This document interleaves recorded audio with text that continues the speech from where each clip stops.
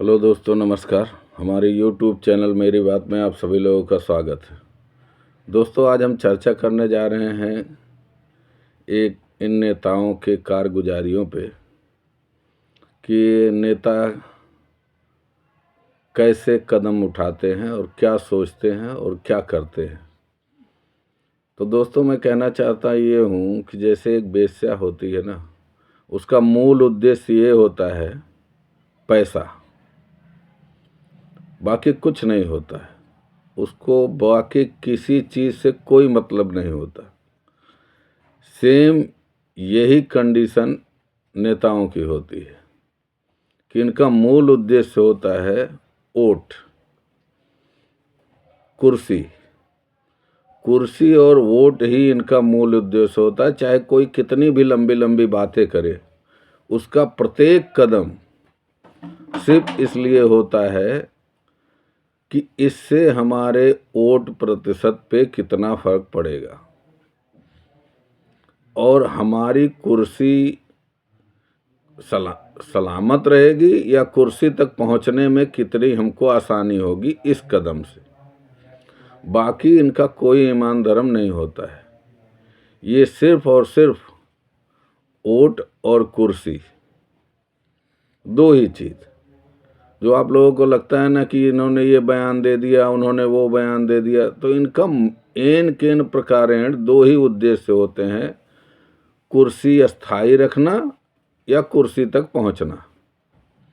बाकी इनका कुछ भी नहीं होता। इनका कोई माई बाप नहीं होता, कोई ईमान धर्म नहीं होता और ये कोई देश सेवा करने के लिए नहीं होते। और दूसरी बात, जो ये लोग बोलते हैं ना कि मतलब मैं देश सेवा करने जा रहा हूँ, तो भैया देश सेवा करते हो तो इतना वेतन और भत्ते क्यों? सेवा तो हमेशा निःशुल्क होती है। सेवा के लिए तो कोई चार्ज नहीं लिया जाता। आप गुरुद्वारे में देखिए, सेवा होती है तो वहाँ क्या खाने का कोई पैसा लिया जाता है? तो सेवा तो उसको बोलते हैं जो निःशुल्क होती है। और ये अरबों खरबों डॉलर तक पहुँच जाते हैं और ये देश सेवा करते हैं। अब ये लोग जो कितने लोग बोलते हैं कि ये जो है अखिलेश यादव ने ये बोल दिया, उन्होंने वो बोल दिया। जो भी लोग बोलते हैं ना, वो अपने चुनावी गणित को ध्यान में रख के ही बोलते हैं।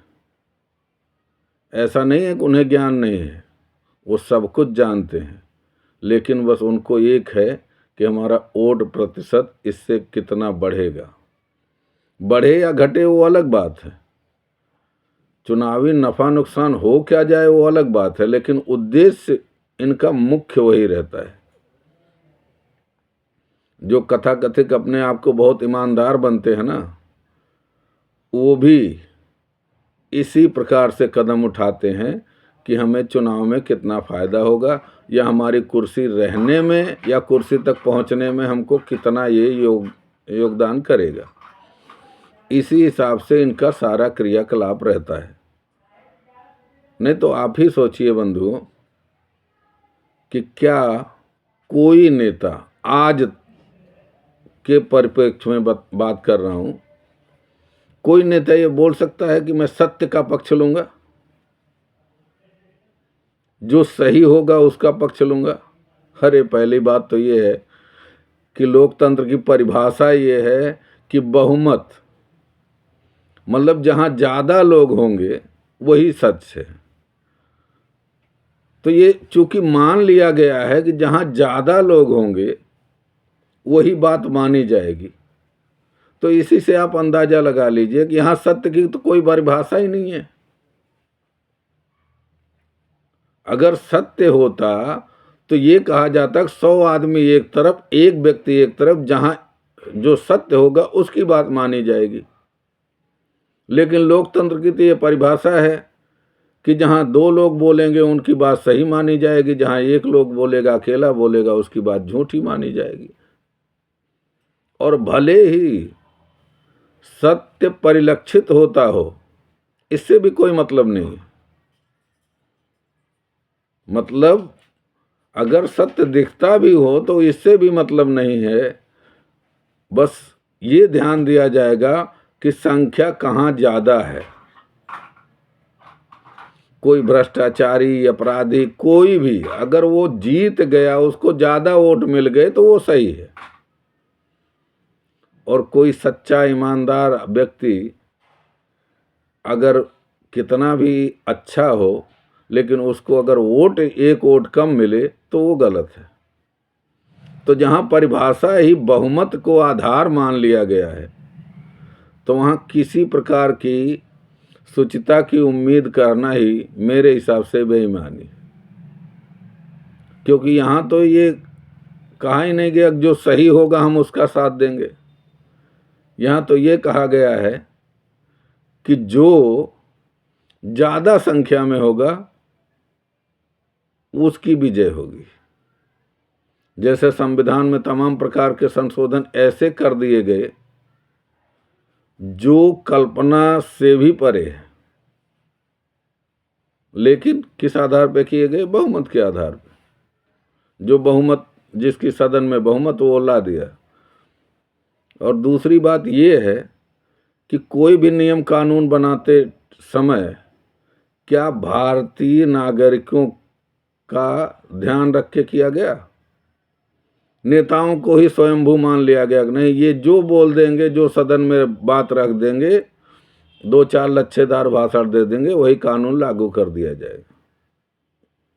क्या धरातल पर उसकी कोई मीमांसा होती है? उसको किसी प्रकार से टेस्ट किया जाता है कि ये भारतीय दर्शन के अनुसार है भी या नहीं, भारतीय नागरिकों के लिए है भी या नहीं? अरे सबसे बड़ी विडंबना की बात तो ये है कि जब भारतीय संविधान ही बना तो इसको ध्यान नहीं रखा गया। विदेशियों का नकल कर करके कुछ ही देश से उठाया, कुछ उस देश से उठाया, कुछ उस देश से उठाया, तमाम देशों के कानून को लाके हमारे सर पे मढ़ दिया गया। तो जब कि ये हमारे देश के नागरिकों के लिए ऐसा कोई कानून है ही नहीं। ये जो भी है विदेशियों का कानून ले आके हमारे सर पे थोप दिया गया, भैया अब इसी अनुसार रहना है। और ऊपर से तुर्रा ये कि जो संविधान समिति के अध्यक्ष थे उनको तो एकदम भगवान बना दिया गया। जैसे लगता है कि कितना महान काम कर दिए कि उन्होंने रचना ही कर दी, जबकि वो उन्होंने संकलन किया है। वो कोई भी हो, BN राव हो, अंबेडकर हो, कोई भी हो, वो संकलन करता है, न कि निर्माण करता है। रचना उन्होंने नहीं की है, संकलित किया है। जो भी संविधान सभा में इतने सदस्य थे, क्या वो इतने बुद्धिमान नहीं थे कि वो भारत के दर्शन के अनुसार कानून बनाया जाए? विदेशों का नकल कर करके, विदेशों का कानून लाके हमको एक जैसे लाइन बना दिया गया, भैया अब इसी लाइन पे चलना है। तो इतने ज़्यादा जहाँ मतलब दिग्भ्रमित करने वाले बात हो, वहाँ किसी नेता से शुचिता की उम्मीद करना मेरे हिसाब से तो बहुत बड़ा धोखा ही है।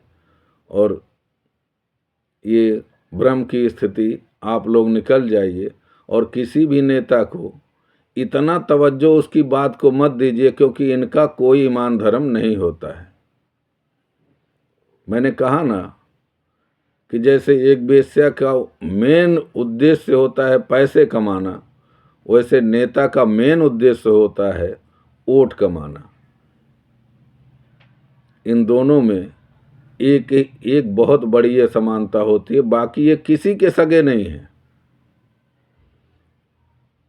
और अगर सगे होते तो वो ये बोलते कि मैं उसका पक्ष लूँगा या वो बात करूँगा या वो काम करूँगा जो सही होगा। ये नहीं कि जिसकी संख्या भारी उसकी उतनी हिस्सेदारी। जरा कल्पना कीजिए, अगर ऐसा लागू कर दिया जाए तो आप लोगों को क्या लगता है क्या होगा?